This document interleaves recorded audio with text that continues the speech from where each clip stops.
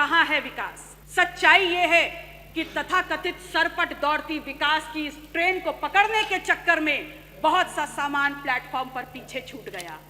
उस महाकुंभ में आई हुई संख्या को अपनी उपलब्धि ना बताएं, क्योंकि उस महाकुंभ में आई हुई जो संख्या है वो भारतीय समाज के धार्मिक चेतना का परिणाम है, वो आपकी उपलब्धि नहीं है।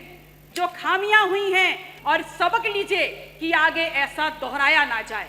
सरकार को चलाने वाले लोग और उनके चंद मुट्ठी भर अभिन्न मित्रों के लिए ये महाआयोजन आर्थिक वरदान साबित हुआ है। इस कदर साबित हुआ है कि जिसने जितना हो सका, जिस रास्ते से हो सका, उस महाआयोजन में आने वाले उस आम श्रद्धालु को हर प्रकार से लूटने का काम किया है। आप कह रहे हैं कि विपक्ष धार्मिक आयोजन महाकुंभ पर राजनीति करता है, तो एक छोटा सा सवाल आपसे पूछ रही हूं कि ये बताइए 22 जनवरी 2025 को जब संपूर्ण मंत्रिमंडल परिषद की वहां बैठक आपने आयोजन की थी, तो क्या आप मंत्रिमंडल के लोगों को ले जा करके वहां भजन कीर्तन करा रहे थे? वो भी तो एक राजनीतिक बैठक थी ना। तो फिर राजनीति विपक्ष कैसे कर रहा है? असल में राजनीति कंप्लीट 100% शुद्ध राजनीति तो आप कर रहे हैं, और उसमें भी इस कदर राजनीति कि आपने वहां पर भी, उस पवित्र स्थल पर भी पिछड़ों को पीछे ही छोड़ दिया। और ध्यान रखिएगा, मैं डंकी रूट की बात नहीं कर रही। आज दिल्ली से अमेरिका जाना सस्ता हो गया है, लेकिन दिल्ली से प्रयागराज जाने की कीमतें आसमान छू रही हैं। 3 लाख करोड़ का आपको राजस्व मिला, और उसके बाद भी आम आदमी सुविधाओं के लिए, व्यवस्थाओं के लिए हांफता रगड़ता रोता नजर आ रहा है। सरकार ने अपनी तरफ से व्यवस्था की गारंटी ली थी, तो आज सरकार को सामने आकर के इस बात को स्वीकारना होगा कि आप ठीक व्यवस्थाएं दे नहीं पाए। उसका श्रेय लेना बंद करिए, बल्कि प्रमुखता से सामने आकर के जो खामियां हुई हैं, जो अव्यवस्था हुई है, उसको स्वीकारिए और सबक लीजिए कि आगे ऐसा दोहराया ना जाए। आपका नारा है सबका साथ, सबका विश्वास, सबका विकास। कहाँ है विकास? कहाँ है सबका साथ और कहाँ है विश्वास? सच्चाई ये है कि तथाकथित सरपट दौड़ती विकास की इस ट्रेन को पकड़ने के चक्कर में बहुत सा सामान प्लेटफॉर्म पर पीछे छूट गया। कहाँ है सबका साथ और कहाँ है विश्वास? सच्चाई ये है कि तथाकथित सरपट दौड़ती विकास की इस ट्रेन को पकड़ने के चक्कर में बहुत सा सामान प्लेटफॉर्म पर पीछे छूट गया, और जो छूट गया उसमें है इस प्रदेश की आधी आबादी की सुरक्षा।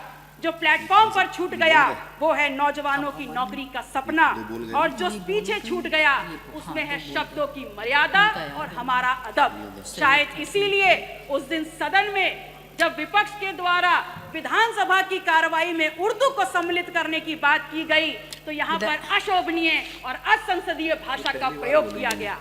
तो एक सवाल सीधे सीधे माननीय अधिष्ठाता महोदय, आपके मार्फत आपका संरक्षण लेते हुए मैं नेता सदन से पूछती हूँ, is Urdu an imported language? क्या उर्दू निर्यात करी हुई जुबान है?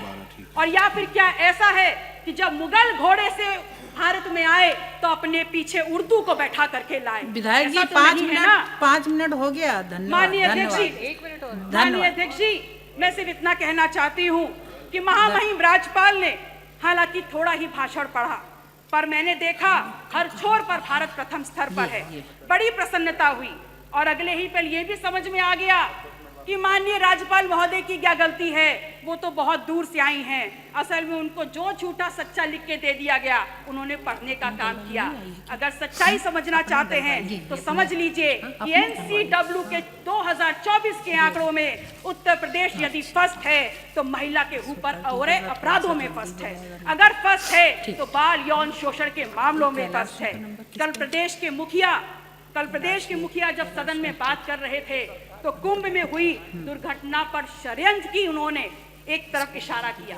उन्होंने बताया कि खिलाफ साजिश हो रही है उनकी सरकार के और उनके खिलाफ। तो ये सवाल सिर्फ उनका नहीं है, पूरे विधायक जी धन्यवाद। मैम 30 सेकेंड खत्म हो रहा है। लास्ट माथे पर कलंक लगा है। ये सिर्फ सरकार को बदनाम करने का शिकंजा नहीं है, अपितु ये समूचे उत्तर प्रदेश, पूरे सदन, चाहे पक्ष के लोग हों चाहे विपक्ष के लोग हों, ये पूरे उत्तर प्रदेश की गरिमा पर प्रहार है। कुंभ ना सरकार का आयोजन है, ना भारतीय जनता पार्टी का आयोजन।